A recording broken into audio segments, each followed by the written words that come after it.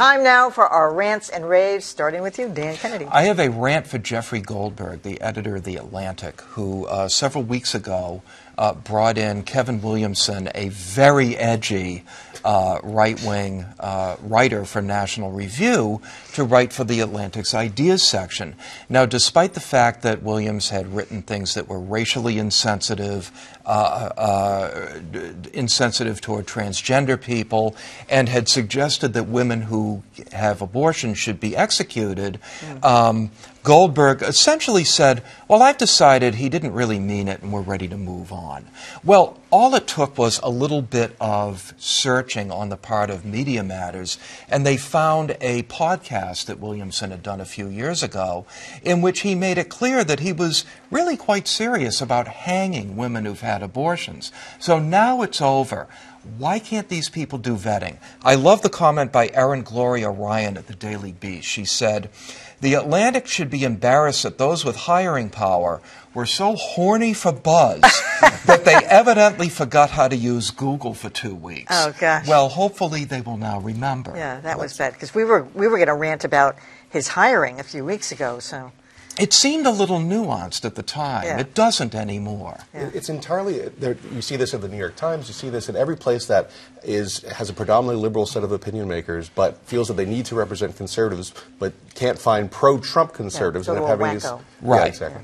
Yeah. It's also a warning that you should watch out, because whatever you put out there on a podcast or wherever, it sticks. People can find Advocate for murder of 1/3 of women, and it comes back to bite you. Yeah. Dan Lothian.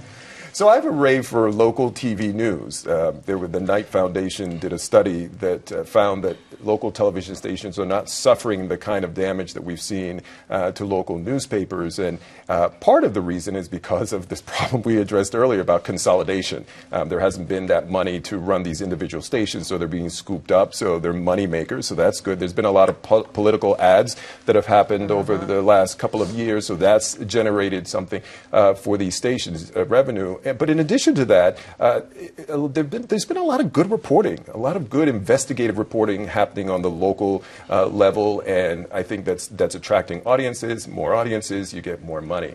Having said all that, and raving for all of this, there is the potential downside. So you have to be cautiously optimistic here, because the downside is that we're watching local news, but our kids aren't.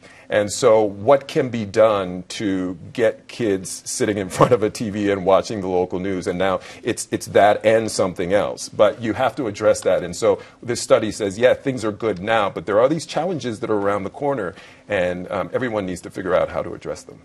Well, the kids are not going to sit in front of a TV, period. Well, if they're playing a game. They could be playing a game and watching news, which is what my son does, by the way. You know, one interesting thing in that report that stood out to me was finding that in the majority of markets that they studied, the largest digital news site in the market was a TV station site as opposed to a newspaper site, which is interesting. And you think about it when you think about newspapers having trouble with their print business model. Maybe the broadcast model can support digital news. There's a lot more video on the TV side. And that's it. Yeah. Good video.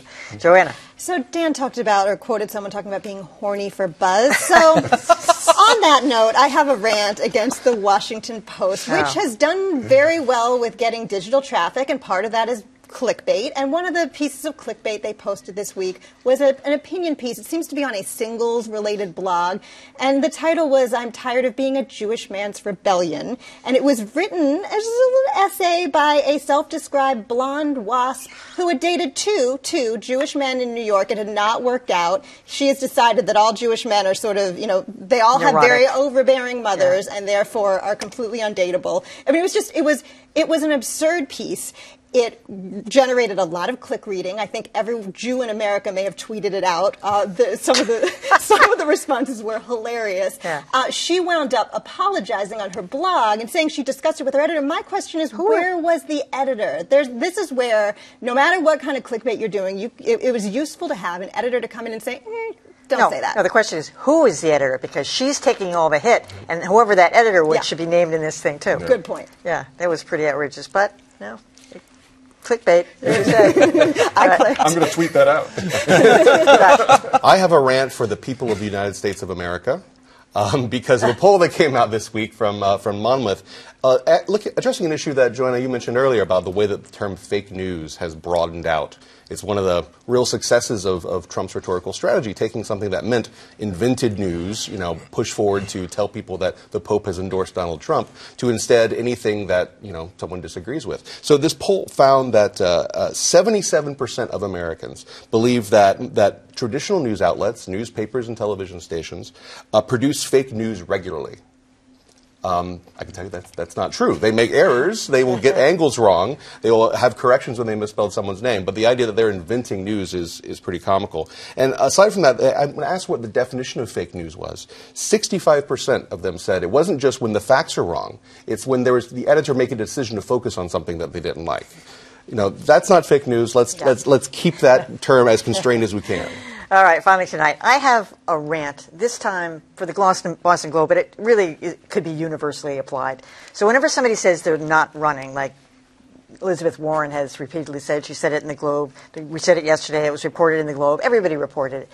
They were parsing out the tense, I have no plans to run, which doesn't mean she won't, but so in the very same newspaper that they're running a big story about, she isn't going to run, they run another article which has the 5 potential candidates.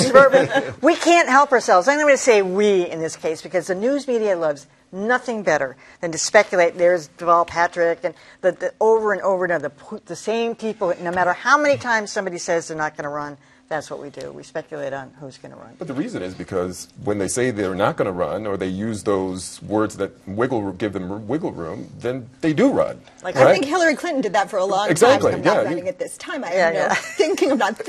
All right, it's a rave. That's the reason.